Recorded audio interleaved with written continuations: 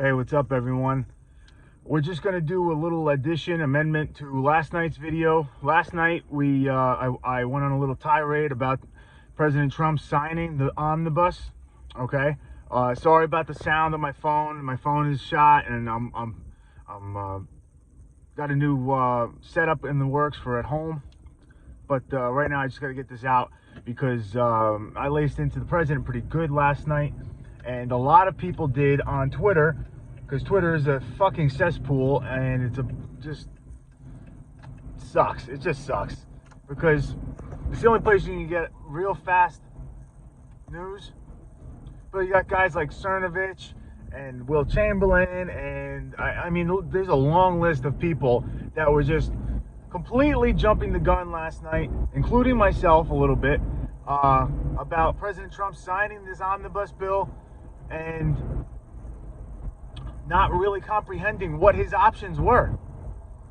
Okay, so I want to go in. Let's just get this out of the way. First of all, I was going on last night about how the president does not have line item veto authority because there was like people from QAnon saying that he does, and he can force Congress to do it. He cannot force Congress to do anything. That is still correct. Congress does not have to do a damn thing, okay? But let's really go over what options Trump had, because once I took a step back from Twitter and went through it in my own head, and I went through exactly what was happening, then I realized that this was his best option that he had of the bad options. Okay, so what were the options? Option one. He signs the bill and that's it. Does nothing else. Signs it and sends it on its way. Everybody gets $600. All those countries get foreign money. All the money goes to foreign countries. That's it. That was option one. Option two. He vetoes the bill. Right? Just a straightforward veto. I don't want this bill. I'm vetoing it. Goodbye. Goes back to Congress, and Congress within a day, maybe two, overrides his veto because they have more than enough of the 2/3 vote to override his veto, and they pass it anyway without him. 2 days. Okay? Option three. This was the route that I thought he might take. It was a pocket veto. A pocket veto is more rare, but it applied in this situation because we are ending the congressional session. There's a new session of Congress coming in on January 3rd. They're being sworn in. Okay? So he could not sign the bill and not veto the bill, just let it sit in his pocket, so to speak, and it dies. It dies in limbo. Okay? What comes with that? Well, number one, nobody gets anything, no 600, no 2,000. Number two, he stops the pork from going out to the countries. Number three, the government shuts down completely.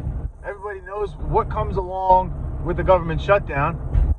That would include vaccine distribution being halted and hurt.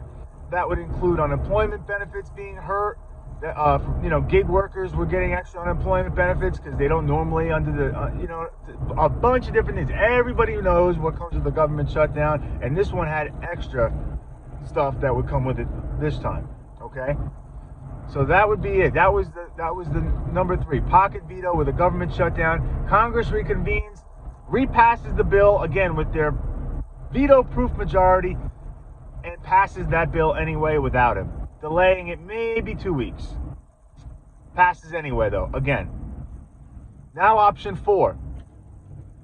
He signs the bill like he did and uses the Impoundment Act of 1974, which, again, I didn't really know exactly what it was. I'll admit it. It is not a line item veto, and it doesn't force Congress to do anything. But what it does do is it signs it, funds the government, allows what he wants to go forward immediately, and he can redline, mark off things in the bill that he wants Congress to fix. Okay? So what it does is it sends those things back to Congress, And Congress then has to vote on, well, they decide if they want to vote on those things and change them or not. If they do not change them, President Trump has the ability to withhold those funds for a temporary period of time of 45 days. Once those 45 days are over and no changes were made to the original bill, the original redlined items, then the original bill becomes law anyway, okay?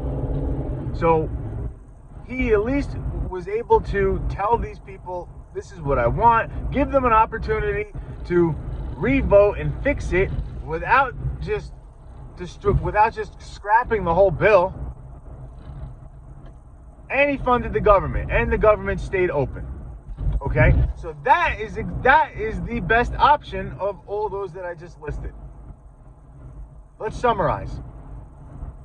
President Trump, at no point in time, had the ability to stop that bill from passing. At no point in time did he have that. He was somewhat symbolic. He was not needed for this bill to pass, okay? I just said they had a veto-proof majority. They didn't need him, okay? If he did his pocket veto, the government shuts down and then it becomes a bigger mess. So what he did was the best option that he had available to him. Now, shame on me for not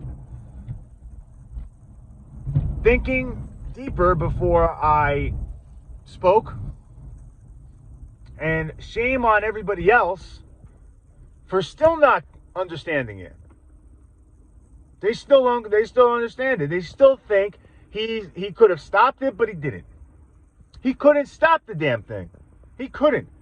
The blame lies with Congress. You don't like this bill? The blame lies with them. That's it. Democrats had the opportunity to pass a big stimulus bill before the election. Trump had the Republicans in line. They were ready. Democrats refused. They wanted to hurt Trump for the election. Now, all of a sudden, Nancy Pelosi is okay with something half the amount? Come on. Republicans, now all of a sudden Republicans are elected. They're in office. Now they don't want to give anybody anything. They don't think you're even worth $600. They don't like it. They don't like giving anybody money because they never had to live paycheck to paycheck a day in their lives. They never had to struggle for anything. Now, where we are right at this very moment, the standalone, the Congress has already voted, House has already voted, rather, on the standalone $2,000 stimulus check provision, and it passed to the House, okay? But with not nearly enough votes, 130 some odd Republicans voted no on it. Democrats voted yes because they want to give people money now. But we need this money right now. Democrats aren't going to touch that money going overseas, that's for damn sure. And it doesn't sound like the Republicans care much to do anything. So now we're waiting on the Senate. If the Republicans do not pass this bill in the Senate, they might as well just drop out of the race in Georgia and just hand over everything to the Democrats. You're losing Georgia. If you don't pass this fucking bill, you're losing Georgia. You're done as a party. It's over. Okay?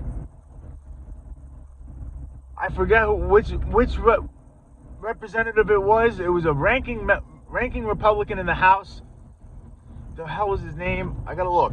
He said he doesn't agree with the $2,000 stimulus check because Americans are going to spend it on paying down their credit card bills and spending it at Amazon and Walmart. And he doesn't agree with that. Because you got to now put stipulations on how people spend the money. I got nothing to say to that. I don't even have anything to say to that. I shouldn't have to.